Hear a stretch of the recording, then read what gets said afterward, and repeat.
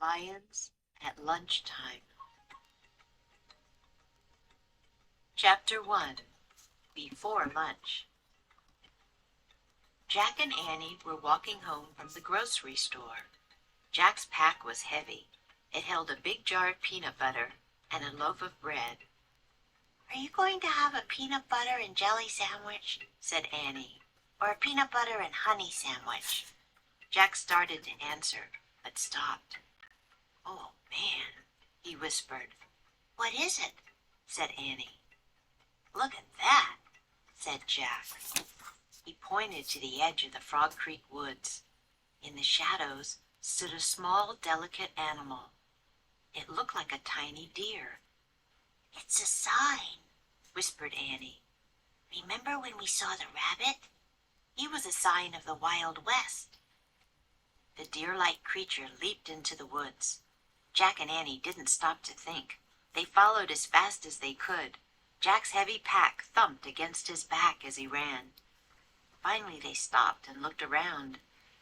"Where did she go?" he said. "I don't see her," said Annie. "Oh, wow," said Annie. She pointed up. There was the magic tree house. It was shining in the noon sun at the top of the tallest tree in the woods. Its rope ladder swayed in the shadows below. "Where's Morgan?" said Annie. Morgan Le Fay wasn't waving at them from the window. She wasn't even at the window. "I don't know. Let's go up," said Jack. They climbed the ladder and went into the treehouse. Sunlight streamed through the window. It lit a stack of books and 2 scrolls in the corner. The ancient scrolls held the answers to riddles Jack and Annie had solved earlier. Jack took off his heavy pack. "Did Morgan leave us a 3rd riddle?" said Annie. "Looking for someone?" said a soft voice. Jack and Annie whirled around. "Morgan!" said Annie. Morgan Le Fay had appeared out of nowhere. She looked ancient and lovely in the bright light. "Do you still want to become master librarians?" she asked Jack and Annie. "So you can help me in my work?" "Yes," they said together. "Wonderful," Morgan said. Then she reached into her robe and pulled out a scroll. "You've solved 2 riddles so far," she said. "Here is your 3rd. She handed the scroll to Annie. "And for your research," she pulled a book out from her robe and handed it to Jack. The book's cover said, "The Plains of Africa." "Africa?" said Jack. "Oh, man, I've always wanted to go there." He opened the book. He and Annie stared at a picture.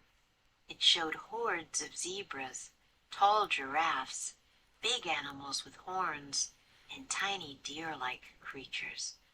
"Hey, that's the animal that led us here," said Annie. "A Thompson's gazelle, I believe," Morgan said. "Where are the lions?" said Jack. "You'll find out," said Morgan. Maybe we need to plan this trip," said Jack. Morgan smiled. "No, go ahead. Make your wish now." Annie pointed at the picture.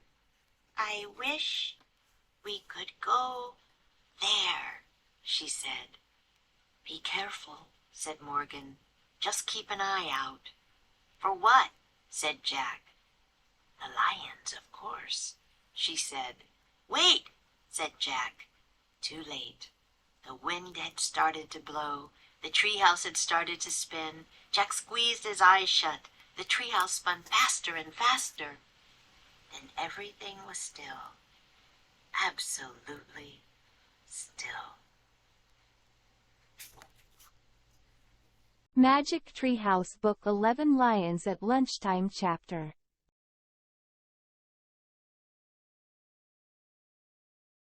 Thump against. Jack's heavy pack thumped against his back as he ran.